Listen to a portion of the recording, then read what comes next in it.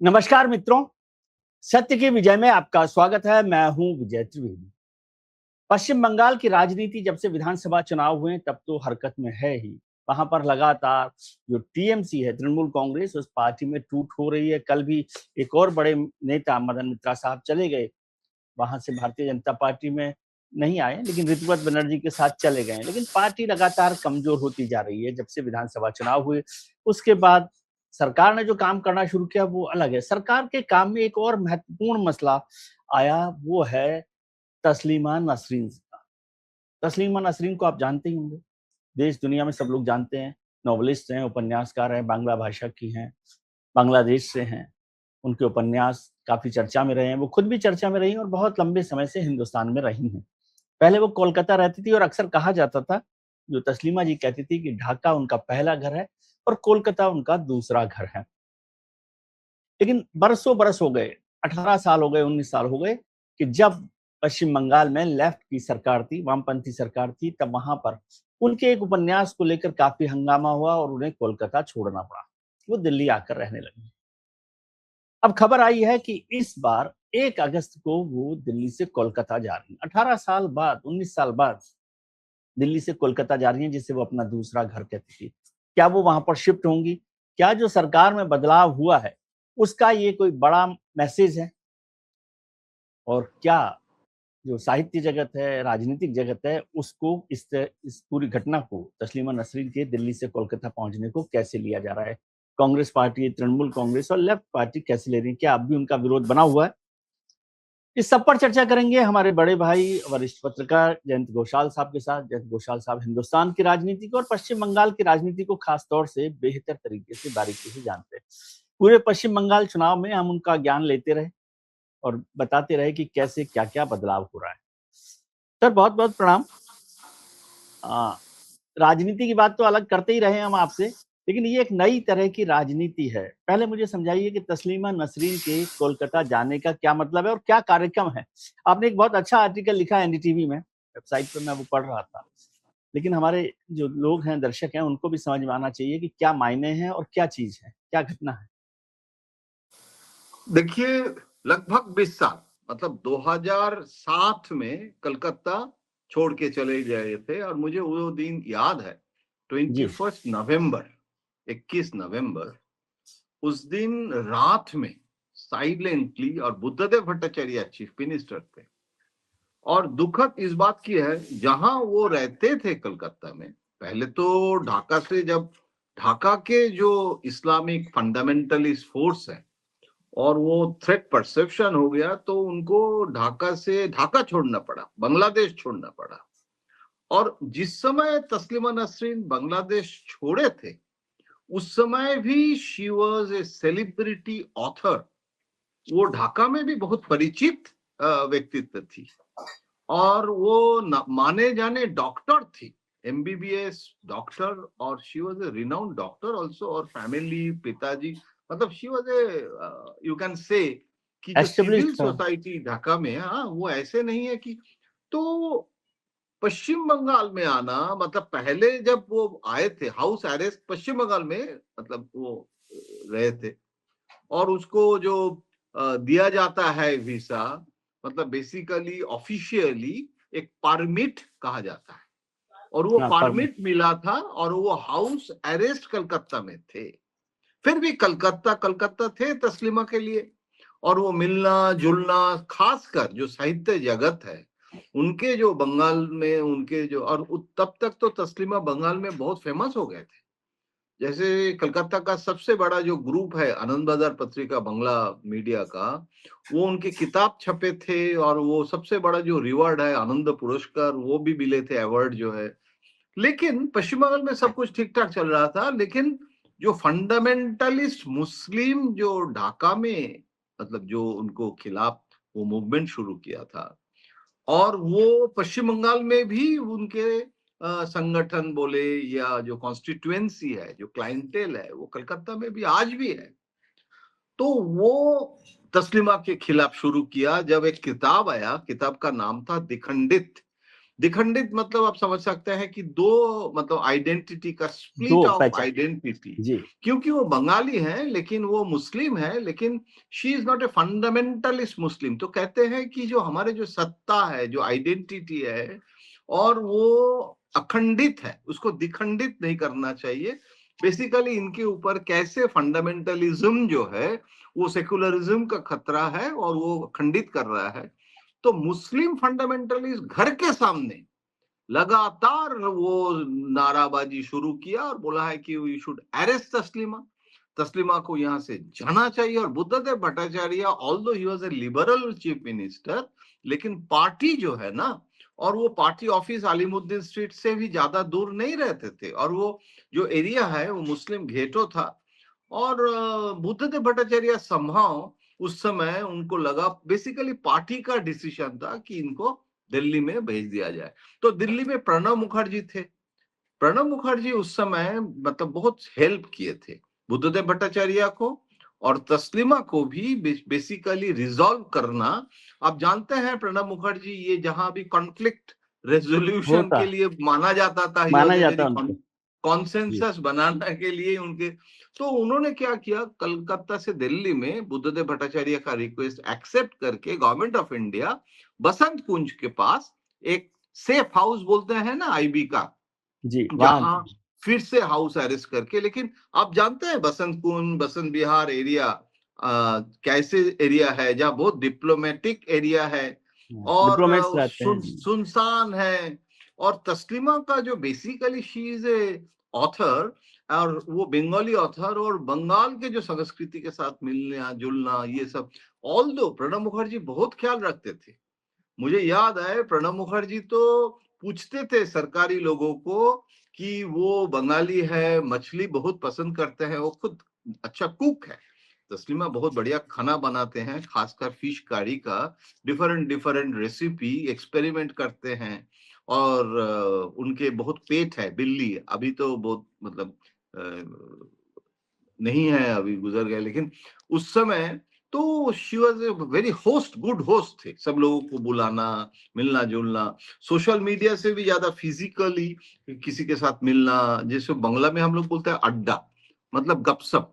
ये गपशप के गपशप, लिए अगर गपशप ही एक ऑथर के जिंदगी में नहीं है, राइटर के जिंदगी में तो नहीं फिर है, कुछ नहीं तो क्रिएटिव पर्सन के लिए तो सोसाइटी का डायलॉग। कलर सोसाइटी का क्रिएशन कहाँ से मिलेगा बिल्कुल। तो लेकिन प्रणब मुखर्जी वो ध्यान रखते थे। मुझे याद है एक दिन हम गए थे तो पूछ रहे थे, सरकारी फोन में बातचीत चल रहा है, मैंने ओवर ईयर किया कि तस्लीमा को वो मछली मिल रहा है या नहीं। बसंत कुंज में अच्छा मछली नहीं मिलता है, सीआर पार्क में मिलता है, बढ़िया मछली सीआर पार्क से बसंत कुंज में ले जाओ।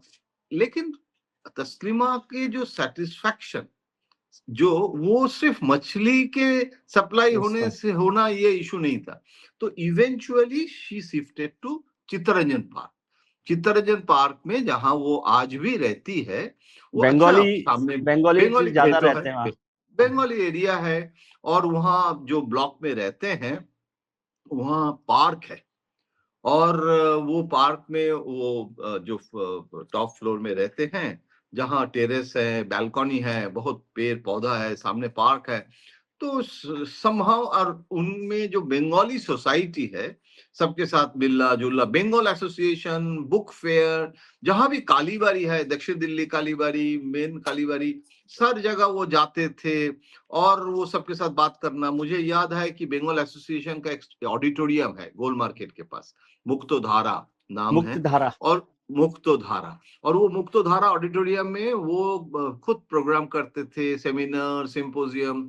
और वो शी इज ए वेरी जागरूकता जो जिसको कहते हैं, she is very conscious lady. पूरा ट्रम्प से लेके ईरान, यूक्रेन, हर चीज में वो अपना ओपिनियन। तो और सबसे बड़ी बात है, दिल्ली में जब वो थे वहां से भी वो विदेश चले गए थे। वो 19, मैं एक बार देख लेता हूँ, शायद याद नहीं है, मतलब वो 3 महीने दिल्ली में रह के, कलकत्ता से आके 3 महीने रह के 2008 में मैंने देखा, 2008 में वो विदेश चले गए थे। तो आपको मानना पड़ेगा कि Taslima is a global character. Global मतलब उनके जो लज्जा, ये जो किताब है जहां हिंदू शेम माइनॉरिटी के शेम ऊपर जी शेम ट्रांसलेट हुआ और वो फिल्म भी हुआ, और वो पूरा दुनिया में वो फ्रेंच लैंग्वेज से लेके डिफरेंट लैंग्वेज में ट्रांसलेशन बहुत हुआ है। और जैसे सलमान रश्दी का किताब सैटेनिक वर्सेस वो जो है वो बैन वो होने के बाद ये एक फंडामेंटलिस्ट फोर्स है। कोई मुझे कह रहा था कि आज भी कलकत्ता में ना तस्लीमा का किताब मिलता है ना सैटेनिक वर्सेस मिलता है, वो बैन ही रह गए। तो ये जो बैन कल्चर मतलब देखिए इसको फंडामेंटलिस्ट फोर्सेस के ऊपर, क्योंकि मुस्लिम वोट बैंक होता है और मुस्लिम वोट बैंक के लिए इलेक्टोरल पॉलिटिक्स के लिए बहुत लोग बहुत पार्टी कॉम्प्रोमाइज करते हैं। नहीं तो तस्लीमा नसरीन लेफ्ट फ्रंट चला गया तो ममता बनर्जी का 15 साल ममता बनर्जी रहे थे ना।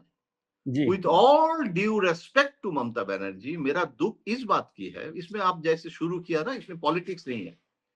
तस्लीमा नसरीन जब चाह रहे हैं इनके जो एक पर्सनल फ्रीडम, ममता बनर्जी एक प्रोग्राम में तस्लीमा नसरीन को अगर इनवाइट करते, मान लीजिए बुक फेयर, ममता जी तो खुद भी कविता लिखती हैं और खुद लिखते आर्टिस्ट हैं, क्रिएटिव पेंटिंग पर्सन करती हैं, चलते हैं, तो एक प्रोग्राम में 15 साल में एक बुक फेयर खुद इनागुरेट करते हैं ममता बनर्जी, करते थे।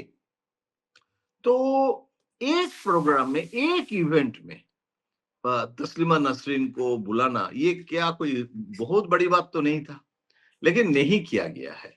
तो अभी शुभेंदु अधिकारी का चीफ मिनिस्टर होने के बाद ये जो अच्छा देखिए ये आज जो फैसला हुआ है ना, ये तस्लीमा नसरीन का परमानेंटली कलकत्ता में रहने का फैसला नहीं है, ऐसे नहीं है।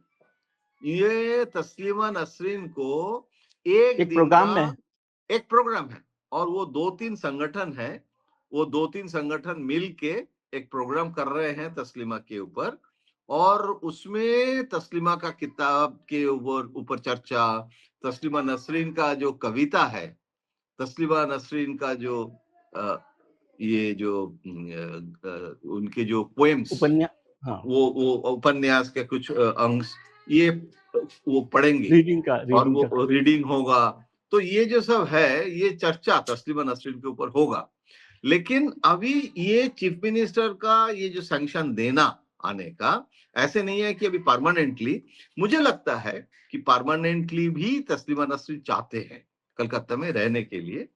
परमानेंटली रहेंगे या नहीं रहेंगे इसके पहले एक दिन का एक इवेंट करके उसका रेस्पॉन्स समझ लें। Government is also testing the water, is the water testing water. हाँ, क्योंकि अभी मैंने भी मतलब न्यूज में ही देखा है कि Suvendu Adhikari as chief minister he can attend in that event. Rabindra Sadan में होगा, बहुत प्रीमियम जगह है और फेमस जगह है, और रविंद्र सदन में होगा, चीफ मिनिस्टर आएंगे और BJP party president Shamik Bhattacharya भी रहेंगे। शमीक भट्टाचार्य का मुझे बताया कि शमीक भट्टाचार्य ने ये ऑर्गेनाइज किया है कुछ, या नहीं, शमीक भट्टाचार्य सबसे पहले राज्यसभा में, अभी जब मोदी जी प्राइम मिनिस्टर बने उनके बाद शमीक जब राज्यसभा में आए, he raise the issue of Taslima Nasrin. बोले हैं कि ये इनको तस्लीमा नसरीन को, क्योंकि Shamik is also scholar person, वो एकेडमिक बेंट ऑफ माइंड है, पढ़ाई लिखाई करते हैं, चर्चा करते हैं। तो तस्लीमा के बारे में जब बोले थे तो गवर्नमेंट ऑफ इंडिया के ऊपर, अच्छा देखिए राजनाथ सिंह जब होम मिनिस्टर थे, बाद में डिफेंस मिनिस्टर हो गए थे, और 2014 के बाद ही तस्लीमा को ज्यादा फ्रीडम दिल्ली में जो मिला है, वो होम मिनिस्ट्री में उस समय राजनाथ था, लेकिन वो मोदी जी का फैसला था। ये जो चित्तरंजन पार्क में आना, आजादी ज्यादा दिल्ली से कलकत्ता नहीं हुआ, लेकिन तस्लीमा का एक फ्री लाइफ दिल्ली में बहुत मिला था, ये 2014 के बाद। और सबसे बड़ी बात इसमें है कि शमीक भट्टाचार्य, एक मुझे मतलब अगर हम नहीं चर्चा करेंगे तो गलत होगा, जस्ट वन सेकेंड, আমি একটু পরে করছি, দাঁড়াও এক সেকেন্ড, আমি এটা লাইভে আছি, এসো, খোলা আছে তো, হ্যাঁ सॉरी। तो क्या बता रहा था कि हाँ, गलत होगा अगर मैं गुरुदास दासगुप्ता का नाम नहीं लिया तो।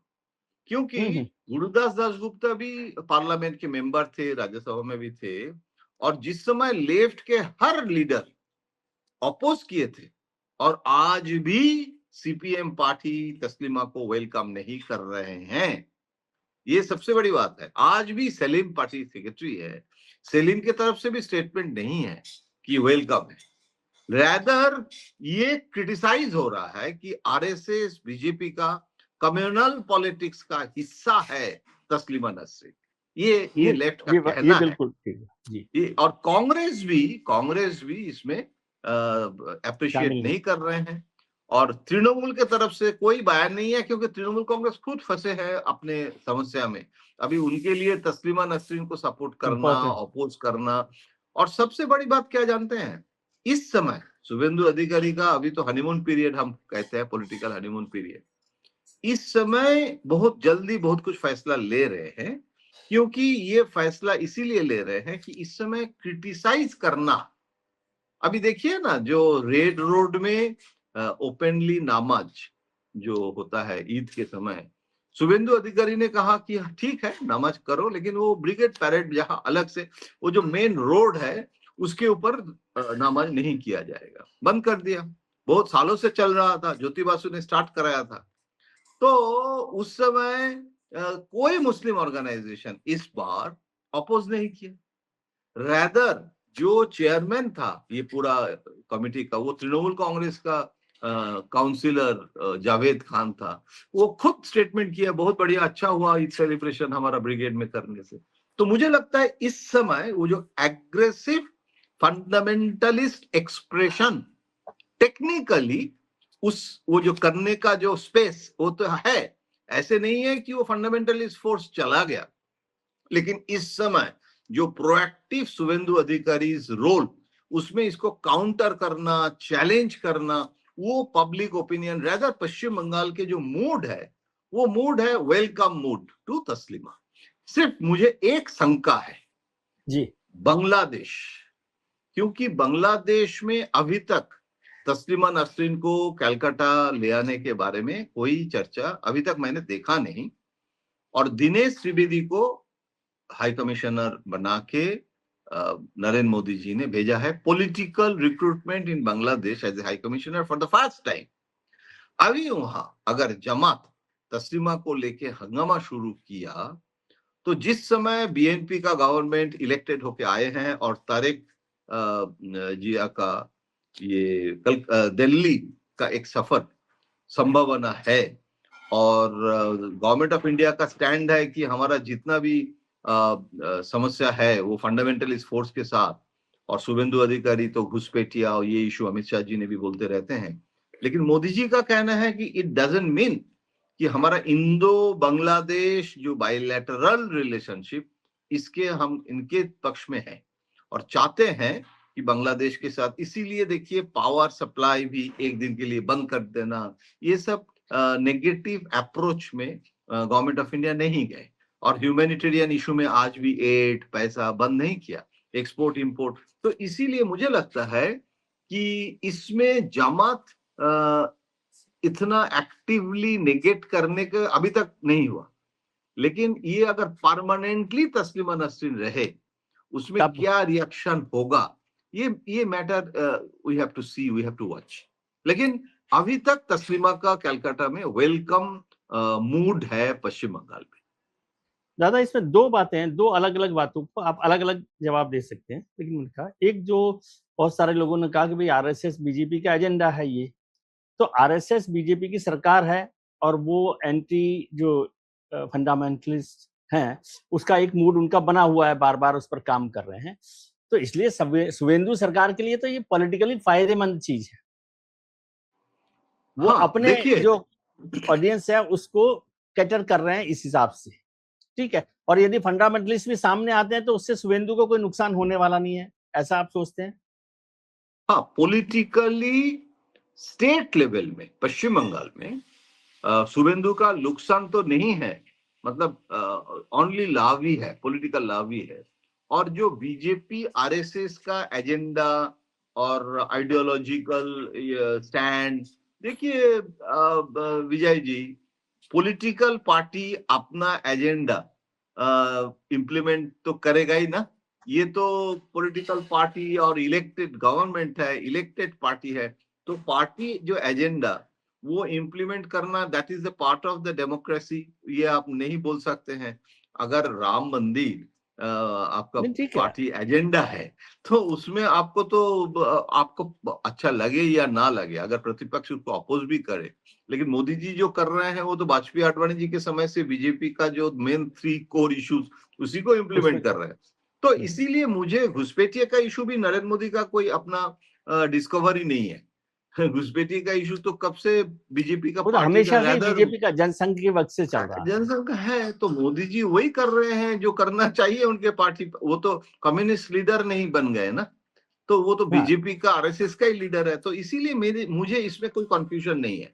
नहीं, लेकिन इसमें सिर्फ एक चीज है जो आप बोल रहे हैं ना, कि डोमेस्टिक इशू में जो फायदा है वो इंटरनेशनल फॉरेन पॉलिसी में, जब बांग्लादेश, नुकसान हो। पाकिस्तान, चाइना, रशिया ये सब एक्सिस हो रहा है, ट्रम्प वीक हो रहे हैं, और ट्रम्प बहुत दूर है, चाइना नजदीक है, हमारे पड़ोसी लगभग है। तो इसमें ऐसे बांग्लादेश को बफर स्टेट बना के, बांग्लादेश को यूज करके एंटी इंडिया एक्टिविटीज, पाकिस्तान तो बहुत सालों से कर रहे हैं प्रॉक्सी वॉर, जब 4 वॉर में हार गए हैं, अभी भी ऑपरेशन सिंदूर में हार गए, तो वो प्रॉक्सी वॉर में ज्यादा जाते हैं। तो इसीलिए पाकिस्तान के आर्मी बांग्लादेश में जा रहे हैं, बोल रहे हैं ट्रेनिंग दिया जाएगा। पाकिस्तान आर्मी चीफ विजिट कर रहे हैं, आईएसआई चीफ चले गए। कम से कम यूनुस से बेहतर पोजीशन अभी है इंडिया के लिए तारिक आने के बाद। लेकिन इसमें ज्यादा हम लोग domestic issue should not be contradictory, और मतलब वो इंटरनेशनल। एंटीडोट ना हो जाए for our good foreign policy, क्योंकि जी। उसमें भी एक संतुलन का जरूरत है। तो जी। मुझे लगता है वो मोदी जी, अमित शाह जी का अंडरस्टैंडिंग बहुत अच्छा है। डोमेस्टिक और फॉरेन पॉलिसी में बैलेंस करके ही चलेंगे। जी। और इस समय असम में भी तो चीफ मिनिस्टर जो कर रहे हैं, जोगी जी यूपी में जो कर रहे हैं, बार बार शुभेंदु दोनों का नाम लेके कह रहे हैं वही मॉडल पश्चिम बंगाल में फॉलो करेंगे, क्योंकि that is the BJP model. But that BJP model should not B disturbing for the international relationship. International relations. तो मुझे लगता है उसमें जरूर मोदी जी के जो टीम है वो नजर देंगे। आपने दिनेश त्रिवेदी जी का जिक्र किया, वो आपके भी बहुत अच्छे मित्र रहे हैं, हम लोगों से भी उनकी मुलाकात रही। एक पॉलिटिकल अपॉइंटी हाई कमिश्नर के तौर पर बहुत लंबे समय बाद हुआ बांग्लादेश में, पहली बार ही है। क्या आपको लगता है कि इसका कोई बड़ा फायदा होने वाला है? क्योंकि दिनेश त्रिवेदी भी बहुत माइल्ड तरीके से, बहुत प्लेजेंट पर्सनैलिटी के तौर पर काम करते रहे जिंदगी में। बहुत इंपॉर्टेंट सवाल है विजय जी, और मुझे तो लगता है कि सिर्फ इसी के ऊपर एक अलग चर्चा हो सकता है, चर्चा हो सकती है जी। हो सकती है, क्योंकि इसमें बहुत सारे मुद्दा है। नंबर 1, प्रधानमंत्री जी क्यों दिनेश त्रिवेदी को चुना? नंबर 1, दिनेश त्रिवेदी गुजराती है, लेकिन born and brought up in Bengal, तो वो बंगाली जैसे बंगला बोलते हैं। और वो उनकी जो परमानेंट रेसिडेंस नाइदर वो दिल्ली बंगला। नॉर गुजरात, वो कलकत्ता में, कलकत्ता में अपना घर है। वो जी। उनके पत्नी भी कहते हैं कि हम दुनिया में जहां भी जाए, हमको बंगाल में। कलकत्ता में घर में आके लगता है कि मेरे अपने घर में वापस आया। तो they have a very attachment, emotional attachment. तो दिनेश का सुविधा ये हो गया है, और she is a political recruitment होने से क्या हुआ मोदी जी को, मुझे लगता है कि ब्यूरोक्रेटिक अप्रोच नहीं है। बहुत सारे इनफॉर्मली पॉलिटिशियंस ना, अभी ढाका में एक मिनिस्टर का बेटा का शादी था, तो वो चले गए थे, वहां सब लोग आए थे। ऑल स्टेक होल्डर से बात करना, मतलब उसमें जमात के साथ भी बातचीत हो सकता है इनफॉर्मली, मतलब that doesn't mean that you are compromising with the Jamaat philosophy. देखिए जयशंकर जी भी जब गए थे ना खालिदा मैडम के जो हाँ, देहांत के बाद, उस लास्ट समय लास्ट। जमात लीडर के साथ भी मीटिंग किए थे, और वो openly, it's nothing secret covert thing. तो अभी रैदर गवर्नमेंट ऑफ इंडिया का स्ट्रेटेजी है कि पुराने हसीना के समय जो ऑल एग्स वन बास्केट, जो पुराने कांग्रेस पॉलिसी, उसमें रैदर दिक्कत होता है कि आपका जो एक सिस्टम, पॉलिटिकल सिस्टम में जो अपोजिशन है उसके साथ भी रिश्ता रखना एक सॉवरेन कंट्री का वो होता है। मतलब ये एक लंबी चर्चा के विषय। लेकिन क्या हो रहा है, डायरेक्ट एक्सेस कैबिनेट रैंक दिया गया है दिनेश त्रिवेदी को। बहुत सारा लोग पूछा कि क्यों कैबिनेट रैंक दिया। कैबिनेट रैंक इसीलिए दिया क्योंकि वो कैबिनेट मिनिस्टर थे, ही वाज रेलवे मिनिस्टर। तो ये अगर रेलवे 3 मिनिस्टर ऑप्शन था, अब आप कैबिनेट रैंक दे सकते थे, स्टेट मिनिस्टर के रैंक दे सकते थे, सेक्रेटरी रैंक दे सकते थे। तो जो एक बार कैबिनेट मिनिस्टर बन गए, ये तो मोदी जी का मतलब बड़ापन है कि उनको डिग्रेड करके स्टेट मिनिस्टर या सेक्रेटरी का रैंक नहीं दिया। तो कैबिनेट मिनिस्टर रैंक देने से उनको क्या हुआ, अभी डायरेक्ट रिपोर्ट प्राइम मिनिस्टर को कर रहे हैं कैबिनेट मिनिस्टर के रैंक होने से। तो उसमें क्या हो रहा है, लोग हाई कमिश्नर के पास जा रहे हैं, नहीं तो बोल रहे हैं कि हमको एमओएस फॉरेन एक्सटर्नल अफेयर को कर रहे होते। हाँ, मतलब उसको बेसिकली वो कैबिनेट मिनिस्टर रैंक है। तो वो जैसे बोला, लोग वहां के लोग शिकायत कर रहे थे कि मेडिकल वीसा कलकत्ता में जाने के लिए Bangladesh is very highly dependent. तो उसमें उसमें चाइना बहुत सारा ऑफर दे रहे हैं, but Calcutta for their language का इशू है। सब कोई चाइना नहीं जाना चाहते हैं मेडिकल फैसिलिटी के लिए। तो उसमें दिनेश जी ने मोदी जी को बताया कि ये होना चाहिए कम से कम मेडिकल वीसा जितना जल्दी, क्योंकि we should give some positive message. तो मोदी जी ने तुरंत यस बोला। तो मैं तो मजाक से बोलता हूं कि वो बंगला में सुनते हैं, गुजराती में पीएमओ को बताते हैं, फिर वो बंगला में ट्रांसलेट हो जाता है। तो ये अच्छा मैकेनिज्म हो गया है। और जानते हैं, वो जब दिनेश जी जब गए थे प्रेसिडेंट ऑफ बांग्लादेश के पास, उनके जो लेना पड़ता है ना, आइडेंटिफिकेशन के लिए, हाँ, आइडेंटिफिकेशन सर्टिफिकेट के लिए, हाँ, वो जो सर्टिफिकेट लिए हैं, immediate after that he went to the visa centre और जाके first announcement of the government of India decision कि हम लोग medical visa, tourist visa open up कर रहे हैं। तो ये जो एक डू इट नाउ, क्योंकि ब्यूरोक्रेसी में एक प्रॉब्लम होता है। मेरा तो पत्रकार, आपका भी अनुभव है कि जब भी मीटिंग होता था ब्यूरोक्रेट लेवल में बोलते थे the meeting is very fruitful, further discussions will continue. देखिए, इसमें समस्या होता है कि meeting is fruitful, further discussions will continue. उसमें क्या मीटिंग कैसे फ्रूटफुल हुआ और क्या फर्दर डिस्कशन होगा, कम से कम पॉलिटिशियंस जो हैं वो डिसाइड ओपनली करता है। डिसाइड। तो मुझे लगता है it's a very good decision. और सबसे बड़ी बात है कि जयशंकर के साथ उसका कोई नेगेटिव कॉन्फ्रंटेशन भी नहीं है। दिनेश जी ब्यूरोक्रेसी के साथ मिलजुल के ही काम कर रहे हैं। मतलब एंड कोई ज्यादा स्टेटमेंट करना, कोई, he is not a garrulous person. Dinesh ji वैसे भी वो उस तरह के लोगों में से, झगड़ा करने वाले लोगों में से नहीं है। नहीं, मतलब वो टिपिकल एग्रेसिव तरीके से पॉलिटिशियन भी नहीं नहीं है। करते, स्माइल कर। He is not that typical politician also ना। Yes yes. तो इसीलिए अच्छा कॉम्बिनेशन हो गया है। इसमें एक चीज बताइए, दिनेश जी से जुड़ी हुई बात है सर। एक इशू तो ये जो घुसपैठियों का है, इसको बांग्लादेश सरकार कैसे ले रही है? जो आपने पुश बैक करने की एक पॉलिसी को देखा, या आगे कैसे बढ़ेगी? और दूसरा, आज ही मैं पढ़ रहा था कि शेख हसीना जी का स्टेटमेंट है, उन्होंने कहा कि वो बांग्लादेश जाएंगी चाहे उन्हें फांसी चढ़ा दिया जाए। तो ये दोनों इश्यूज को आप बांग्लादेश सरकार के साथ कैसे देख रहे हैं, दिनेश जी कैसे देख रहे हैं? और तीसरा, जब तारिक साहब यहाँ आने की तैयारी कर रहे हैं, तो कैसे आप इस रिलेशनशिप को आगे बढ़ता हुआ देखते हैं? देखिए, बांग्लादेश और भारत का जो रिलेशनशिप इस समय एक क्रॉस रोड में है एंड क्वाइट कॉम्प्लिकेटेड सिचुएशन। क्यों जानते हैं कॉम्प्लिकेटेड क्यों है? उसका रीजन है कि नंबर 1, ये जो डोमेस्टिक इशू में घुसपैठिया जो आपने बताया, और जैसे शुभेंदु अधिकारी का कलकत्ता में चीफ मिनिस्टर बनना, उसके बाद उनके जो स्टेटमेंट, और बॉर्डर में भी काफी फायरिंग और एक्शन चल रहा है। तो Bangladesh is not happy with border issue, border firing और इन्फिल्ट्रेशन। नंबर 2, गंगा जो वाटर एग्रीमेंट है, वो गंगा एग्रीमेंट दिसंबर में खत्म हो रहा है। तो वो चाहते हैं कि उसका एक्सटेंशन हो जाए और उसमें लंबी एग्रीमेंट, जैसे 30 साल था वो 30 साल होगा। उसमें भी काफी प्रॉब्लम है। सरकार, भारत सरकार 30 साल नहीं देना चाहते हैं, लेकिन वो एग्रीमेंट होगा या नहीं होगा वो भी एक सवाल है। तीसरी है हसीना। हसीना एक्चुअली ये जो दिल्ली में रहना, एक सवाल तारिक प्राइम मिनिस्टर के नाते इनके मन में आ रहा है कि अगर हसीना रहे दिल्ली में और स्टेटमेंट करते रहे, तो तारिक का इंडिया आना मुश्किल हो रहा है। दैट मुश्किल हो मैसेज ही कम्युनिकेटेड टू इंडिया। लेकिन हसीना तो गवर्नमेंट ऑफ इंडिया का कोई सिर्फ है, लेकिन गवर्नमेंट ऑफ इंडिया कोई मीटिंग वीटिंग नहीं कर रहा है, उनके साथ कोई संपर्क नहीं है। अच्छा, एक डेमोक्रेटिक कंट्री में कोई स्टेटमेंट करना, दैट इज हसीना's प्रेरोगेटिव, फ्रीडम है। अच्छा देखिए, अगर government of India Bangladesh government को आज कहेंगे, ये मैं कह रहा हूं, मेरा political analysis, not government of India, I am not representative government of India, लेकिन आज अगर गवर्नमेंट कहे कि ओके आप हसीना को चाहते हैं और हसीना ने भी जाना चाहते हैं, तो टुमारो वी विल सेंड हसीना, आप आपके लीगल हिसाब से जो मर्जी करें, क्योंकि बांग्लादेश ने बोले हैं कि हसीना अगर एंटर करेंगे इमीडिएटली अरेस्ट करेंगे और जेल में डाल देंगे।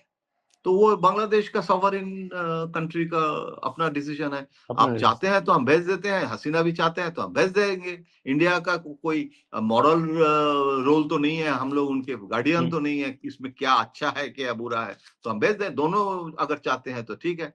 एक्चुअली बांग्लादेश गवर्नमेंट चाहते नहीं है, बांग्लादेश गवर्नमेंट के लिए और मुसीबत होगा। बांग्लादेश गवर्नमेंट यदि वहां पहुंच गए तो फिर तो वो डोमेस्टिक पॉलिटिक्स में बहुत परेशानी होगी ना, उनको परेशानी होगा। आवामी लीग को फिनिश करना है, बैंड करके रखा है, तो Awami League minus Hasina, it's better to finish Awami league.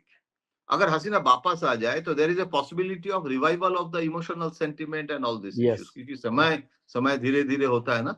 तो मुझे लगता है कि इस समय ये जो बांग्लादेश के हसीना जो बोल रहे हैं, वो बांग्लादेश गवर्नमेंट चाहते हैं कि she should remain silent and government of India should take care for that. तब तारिक आ सकते हैं, क्योंकि तारिक ने एक काम जो किया है, जो इंडिया हैप्पी नहीं है, तारिक चाइना चले गए, और जब इंडिया ने देखा कि फर्स्ट विजिट इंडिया कर सकते थे, although he is not directly went to China, वो थ्रू मलेशिया होके चाइना गए to dilute his Chinese visit. ये लेटर तारिक रियलाइज कि थोड़ा हो गया, क्योंकि सिर्फ इंडिया नहीं, तारिक का चाइना जाना, America is not happy, even Japan is very unhappy. तो अभी तारिक को इंडिया आना जरूरी है टू कीप दिस बैलेंस। तो इस इज वेरी कॉम्प्लिकेटेड सिचुएशन। लेकिन हसीना को मुझे लगता नहीं है कि जाने से बांग्ला सिर्फ they want silent Hasina in India. और कभी कभी उनको लगता है कि हसीना का जो इंटरव्यू ये government of India to pressurise Bangladesh through Hasina को यूज कर रहे हैं। लेकिन विजय जी हसीना से भी ज्यादा अभी इंपॉर्टेंट इशू हो गया है ये बॉर्डर इशू, वही कह रहा हूं, बॉर्डर इशू। तो उसमें एक dialogue is the only solution. तो यहाँ तो डोमेस्टिक इशू, बॉर्डर इशू सबसे बड़ा है डोमेस्टिक पॉलिटिक्स का। बिल्कुल, लेकिन एमईए स्टेटमेंट किए हैं कि we are not doing any pushback. Officially government of India neither Assam और इसमें पुशबैक नहीं कर रहे हैं, और डिपोर्टेशन बांग्लादेश गवर्नमेंट के साथ चर्चा करके ही हम लोग करेंगे। So that is the foreign department का ऑफिशियल पोजीशन, लेकिन अनऑफिशियली हो रहा है। लेकिन उसमें कितना होना चाहिए, कितना डोमेस्टिक, अभी तो चुनाव हो गया है पश्चिम बंगाल में, तो अब कैसे शांति से अभी अभी अभी अभी लोगों को लग रहा है कि शुभेंदु अधिकारी को ये इशू को ड्रॉप नहीं कर रहे हैं, लेकिन थोड़ा गो स्लो, माइल्ड कर सकते हैं, थोड़ा कर सकते हैं। जैसे देखिए, ये जो बिल अभी तक नहीं ले आया यूनिफॉर्म सिविल कोड का, जो वो उनके कमिटी बनाया, और उसमें धीरे धीरे, क्योंकि आपके जो एजेंडा है, पॉलिटिकल आइडियोलॉजी है, इसको आगे ले जा सकते हैं। लेकिन 30% मुस्लिम पश्चिम बंगाल में जो है, उनका सिक्योरिटी देखिए, वाराणसी में भी हम जाते हैं, यूपी में भी बहुत सारी जगह कोई हिंदू मुस्लिम अभी एक साथ रह रहे, गुजरात में सबसे अच्छा। तो इसीलिए शायद मुझे लगता है दिल्ली से भी चर्चा होता है शुभेंदु अधिकारी का। शुभेंदु अधिकारी ने एक रिसेंट एक स्टेटमेंट किए हैं कि ये गलत प्रचार है कि पश्चिम बंगाल में मुस्लिम लोग नहीं रह सकते हैं, हम चीफ मिनिस्टर बनने के बाद ये लोग पश्चिम बंगाल में नहीं रहेंगे, दैट्स ए नेगेटिव कैंपेन। मेरा कहना है कि आप लोग शांति से रहिए और वो कान में फुस फुस मत करो। और अपने जो धर्म है उसमें रहो, दूसरे को धर्म को परिवर्तन कराना, ये वो मत करो। परेशानी, ये सब मत करो, शांति से रहो और यू कैन रिमेन हियर। तो ये स्टेटमेंट, पहले जो स्टेटमेंट है उसका थोड़ा क्लैरिफिकेशन भी शुभेंदु अधिकारी दे रहे हैं, क्योंकि मुझे लगता है you have to run the state, law and order, Muslim जो सरकार आबादी को है। चलाना पड़ता है ना, सरकार को अलग तरीके से चलना पड़ता है। बिल्कुल।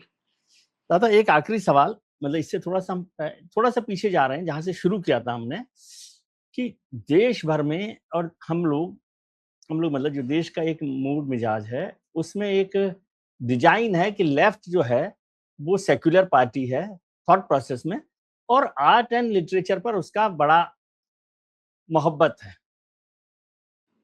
लेकिन ममता बनर्जी माफ कीजिएगा, तस्लीमा नसरीन की एग्जिट कोलकाता से बुद्धदेव भट्टाचार्य के बाद, वो उस तस्वीर को क्यों नहीं तोड़ पाती? देखिए, ये बहुत अच्छा सवाल है, क्योंकि मैं मानता हूं कि लेफ्ट का जो पॉलिटिकल कल्चर के साथ लिटरेचर, लेकिन उसमें एक प्रेजुडिस पॉलिटिकल अप्रोच था जो रैदर बुद्धदेव भट्टाचार्य उसको लिबरलाइज किया।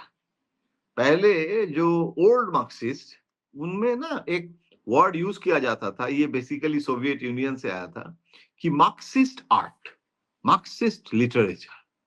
ये बहुत हम लोगों को बचपन से मैं देख रहा हूँ, वो सोवियत यूनियन से किताब आता था, वो सिलेक्ट किताब, मैक्सिम गोर्की, मादर, चाइल्डहुड, इसका बांग्ला ट्रांसलेशन होता था। तो ये जो सब है ये लेकिन बाद में बुद्धदेव भट्टाचार्य जो school of thought, liberal Marxist, उन्होंने कहा कि लिटरेचर लिटरेचर है, मार्क्सिस्ट लिटरेचर ऐसे नहीं होता है, anti Marxist literature, literature is literature, उसमें डिफरेंट आइडियोलॉजीज का पेनिट्रेशन हो सकता है, बट यू कैन नॉट से कि Premchand is a Marxist author.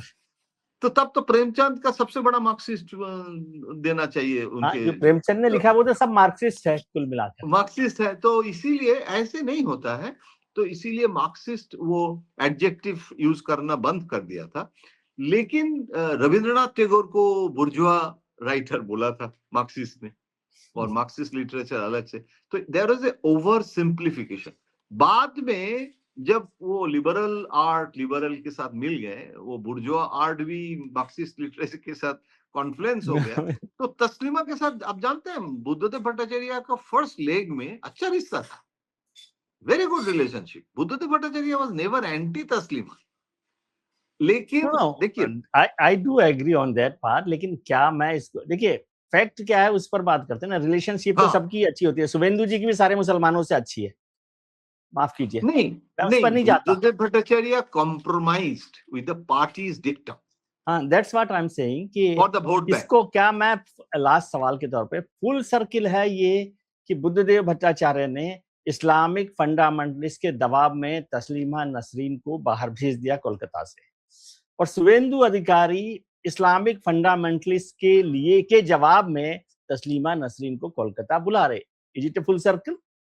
बिल्कुल, मतलब वो जो शुरू किया था बुद्धदेव भट्टाचार्य ने, उसको रिटर्न, ये this is a return gift आप कह सकते हैं पॉलिटिकली।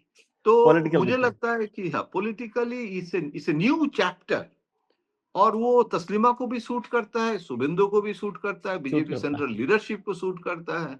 और इस समय ममता बनर्जी बोलिए, कांग्रेस के लीडरशिप, कोई तस्लीमा के खिलाफ रास्ते में, सड़क में एक जुलूस निकाल के कर तो देखे, anti Taslima, go back Taslima airport में, वो नहीं मुश्किल, चलेगा, बहुत कठिन, बहुत कठिन। चलिए इस पे चर्चा करेंगे, बहुत अच्छी चर्चा रही और बहुत सारे इशू इस पर समझ में आए हैं। किसी दिन दिनेश जी पर भी बात करेंगे कि क्या मतलब होता है पॉलिटिकल हाई कमिश्नर का। थैंक यू वेरी मच दादा, और इस पर चर्चा करेंगे आगे क्या बढ़ता है तस्लीमा को लेकर भी। आप कोलकाता में, आज तो जगन्नाथ रथ यात्रा निकल रही है, आपने उसके बीच में भी वक्त निकाला, उसके लिए भी थैंक यू। और अपने हेल्थ का ध्यान रखिए, टेक केयर। Thank you.